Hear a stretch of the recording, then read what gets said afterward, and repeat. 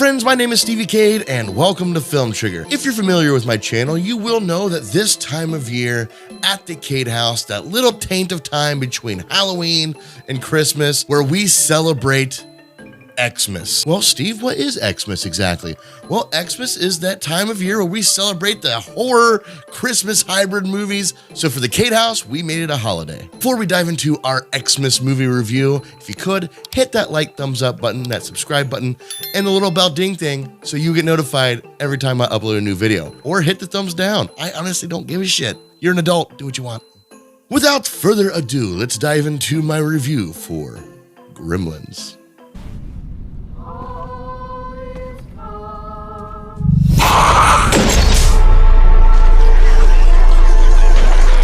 That's right, Gremlins. A perfect example of what I'm talking about when I talk about Xmas movies. And I absolutely love Gremlins, man. It's one of my favorite go-tos. So without any more hold up, let's dive into what I like about this movie.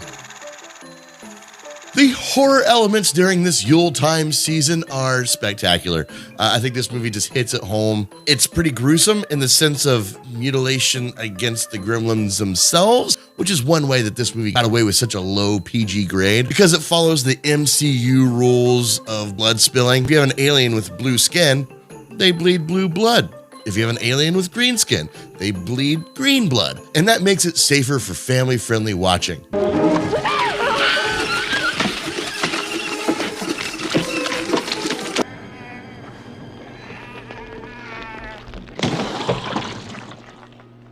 But none of this can come across as gory as it did if it wasn't for the practical effects. This movie's right up there with The Thing, The Fly, and the great 80s slasher practical effect movies of their time. This definitely earns a spot on that mantle. I mean, I think the Gremlins and the mogwais look really good on screen. They don't even look outdated for puppets. I mean, they look a little outdated, but not too much. They still hold up for today's standards, which is actually pretty amazing. And another aspect that plays not only with the horror elements of the movie, but actually the Christmas side of the movie is the cinematography.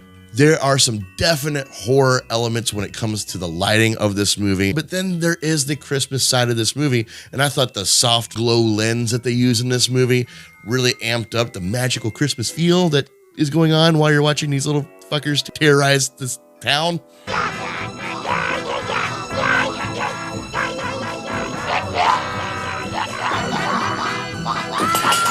The kills are there.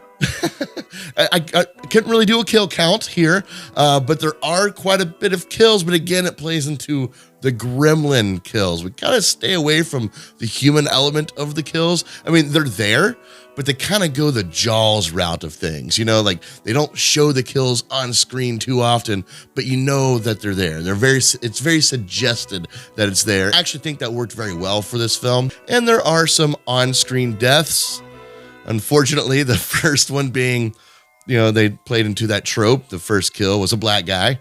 And, well, I think the only black guy that lives in this town, to be honest with you. Nice job with that. Mr. Hanson?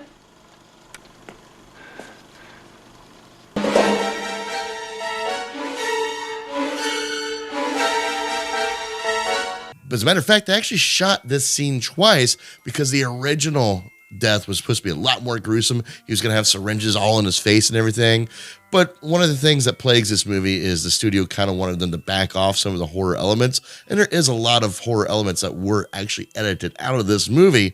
But again, we'll talk about that here in just a moment. But overall, I think the kills, especially most of the kills being on the Gremlins themselves, does work out to this still being, even though it might be fairly gruesome, it still does play into the family-friendly realm of a horror/Christmas movie, if you will. The Gremlins themselves are the stars of this movie, if you ask me, but they're just a lot of fun to watch wreak havoc, and to be honest with you, they're pretty fucking funny as well.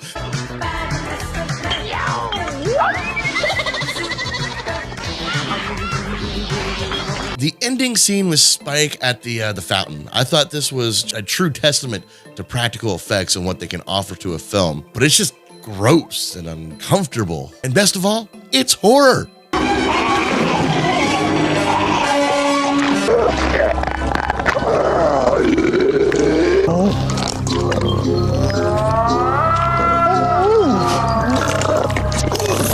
And And like I've been saying, that's one of the things I love about this movie is it does play very well into the horror aspect of it. It could have really watered this down. And as a matter of fact, they tried to, but Steven Spielberg kind of stood up and said, hey, we can take the Gremlins out of this movie and just retitle it People, but I don't think anyone's going to show up. So thank you, Steven Spielberg, for as a producer, for standing up for the movie and allowing them to push the envelope a little bit more. So kudos to you, my man. Quick, gonna do a little shout out here to Corey Feldman. I don't know how this kid fucking does it, but he has managed to make it through like almost every 80s movie that I love. Like he's there in all of them, it seems like. You got The Lost Boys, Goonies, Stand By Me, Friday the 13th, The Final Chapter, Meatballs, Teenage Mutant Ninja Turtles, and he was even in E.T., even though his scene did get cut out, but you know, he's still there. So I just wanted to give a shout out. I am forever a Corey Feldman apologist. I love the movies he's in. I think he got dealt a bad hand in life, and I will always be here to support him. The dad in this movie, Randall Pelsner, played beautifully by Hoyt Axton. I thought this character was very well written into this movie. He's just a pleasure to have. I love the fact that he narrates this movie. It's almost like the dad sitting in front of the fireplace, telling some Yule-time scary stories or something like that. So it adds an element of how much of this stuff is he making up? Is he making up all of it? Is this just a fable that he's just telling the kids? Or is this a true 100% accurate story from his perspective? Well, that's the story. So if your air conditioner goes on the fritz or your washing machine blows up, before you call the repairman, turn on all the lights, check all the closets and cupboards, look under all the beds, because you never can tell. There just might be a gremlin in your house. And the fact that he's like a wild inventor where all of his inventions are almost there, not quite, like, and the family just deals with his antics. And like, it kind of reminds me of all like my adventures that I do and how my son must look at me when I get him involved in some of these adventures. Like, okay, Dad, I'll do this because I love you. It shows a big heart in this movie, and it shows really how close this family is together and plays well into the story of the film. And I do enjoy the fluidity of the story being told here. The movie is an easy watch. It has very little downtime, and the runtime is almost perfect for what it needs to be. Not too short, not too long. It's right in that Goldilocks zone, which is bittersweet because even though the runtime is right where it needs to be, that does come with some sacrifice, which is going to bring me to what I'm on the fence about when it comes to this movie. There are quite a few like storylines and subplots in this movie that just don't pan out or seem to be abandoned. And why would these storylines or subplots be abandoned than just to save time in this movie? Like, for example, a lady at the bank in the beginning of the movie has a problem with Billy's dog, and she kind of plays this Wicked Witch of the West sort of vibe, you know, I'm going to get you, my pretty, and your little dog too. I feel like there's going to be a lot more buildup, but she never really shows up in the movie again until the very end when she gets very tragically yet comedically killed.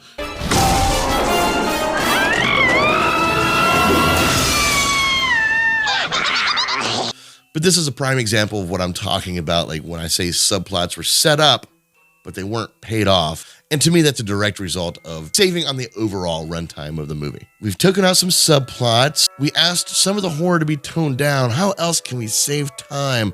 You know what?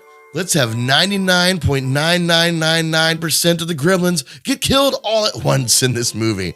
Yes, they get killed all at once because they're all gathered around in this theater, which is a very comical and even forgivable aspect of the movie because, again, the moment is just so enjoyable. But when I put on my critical glasses, I can kind of see what they're doing here. Like, how are we going to have our two antagonists clean up the streets on their own? Well, we can't. So let's put all the gremlins in a fucking theater and blow the theater up, with one exception of Spike, who went over to get some candy. Another thing I'm on the fence about when it comes to this movie is, well, I know it's been discussed many a times, but let's discuss it at least one more time. The rules in this movie are kind of an oddity. They're bent often and pretty much ambiguous. So let's break down some of the rules here, okay? You gotta keep him out of bright light.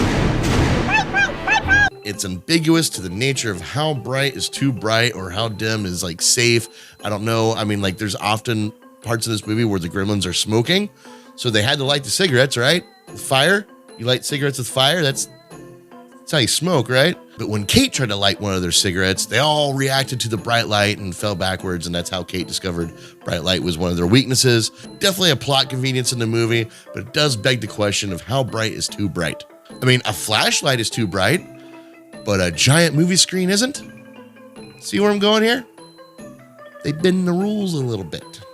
Don't ever feed him after midnight.